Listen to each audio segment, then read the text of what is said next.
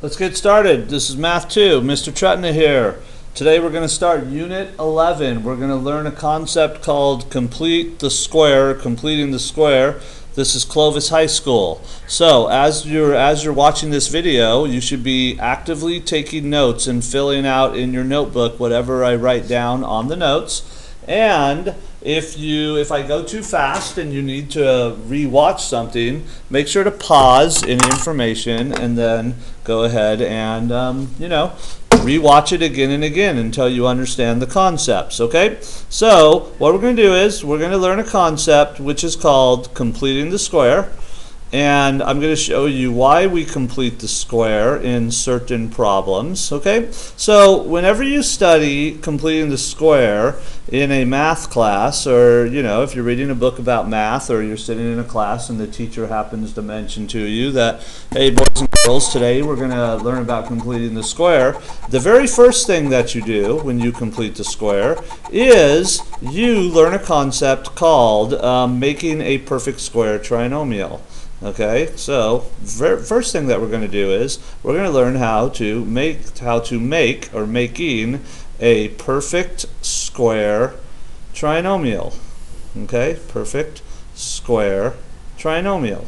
Okay, so the way these problems look is this. Typically, the problem will say something like this. It'll give you a problem like x to the second plus, let's say, 6x, and then it will say plus c.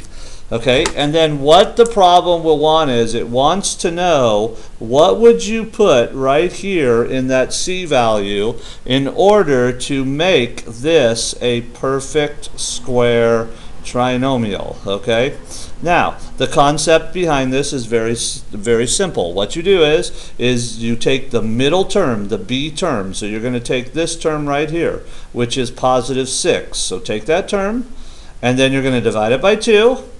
So 6 divided by 2 is 3, and then you're going to take whatever you get for that result to the second power. Okay, so and 3 to the second power is equal to 9. So this tells us that c has to be equal to 9. Okay, so this tells us that our perfect square trinomial, if I start with x squared plus 6x to make it what we call a perfect square trinomial, I'm going to end it with a plus 9. Okay, the c value is going to be 9. Okay, so how did I get 9 again? Well, what did I do? I took the middle term, which we call the b value, I divided it by 2, I got 3, and then I squared it, and I got 9. So that's where the 9 came from.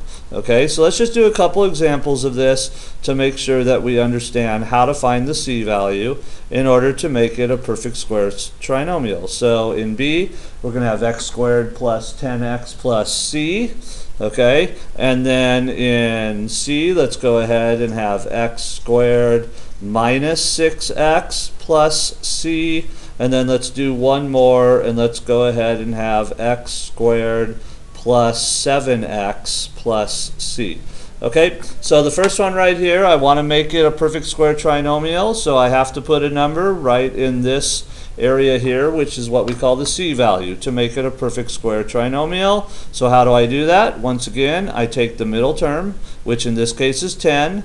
I'm going to divide it by 2. That's going to be 5, and then I'm going to take that result and I'm going to raise it to the second power. 5 to the second power is equal to 25. So this tells me that c, I want it to be equal to 25. So what would my perfect square trinomial be? It would be x to the second plus 10x plus 25. Okay? So that's what we would do to have my perfect square trinomial. All right, let's do C now. So in C, I'm going to, part C, I need to figure out what am I going to put right here in that C value to make it into a perfect square trinomial.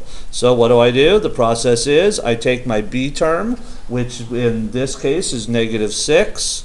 I divide it by 2, I write down that result, which is negative 3, and then I take that result and I raise it to the second power. Now, if you're using a calculator for negative 3 to the second power, make sure to put negative 3 in parentheses. So that's going to be positive 9. All right, so c is going to be positive 9. So my perfect square trinomial is going to be x to the second minus 6x plus 9. Okay, so then let's do the last one right here. Now the last one you will see to figure out what goes in my c value here, to make it a perfect square trinomial, watch what happens. I'm going to take my b value, which is positive 7. I'm going to divide that by 2. Okay, now 7 divided by 2 is going to give me a decimal. So what we do in math is, when we're making a perfect square trinomial, if this b value does not divide by 2 evenly, you're just going to go ahead and you're going to leave it as a fraction, okay? And then we're going to take that fraction and we're going to raise it to the second power. Well, 7 to the second power is 49. 2 to the second power is 4. Don't turn it into decimals, okay? It'll pay off in the long run if you leave it as a fraction. So we know our c value is going to be the fraction 49 over 4. So the perfect square trinomial for x to the second plus 7x would be plus 49 over 4, or 49 fourths. Okay, so that's how we make a perfect square trinomial. Okay, you guys? So hopefully you understand that. So now what you want to do is you want to take your worksheet, and on Math 2, Unit 11, Worksheet 1, what you're going to do is you're going to do numbers 1 through 9. In each number, you're going to be making a perfect square trinomial, just like we did. Okay, enjoy.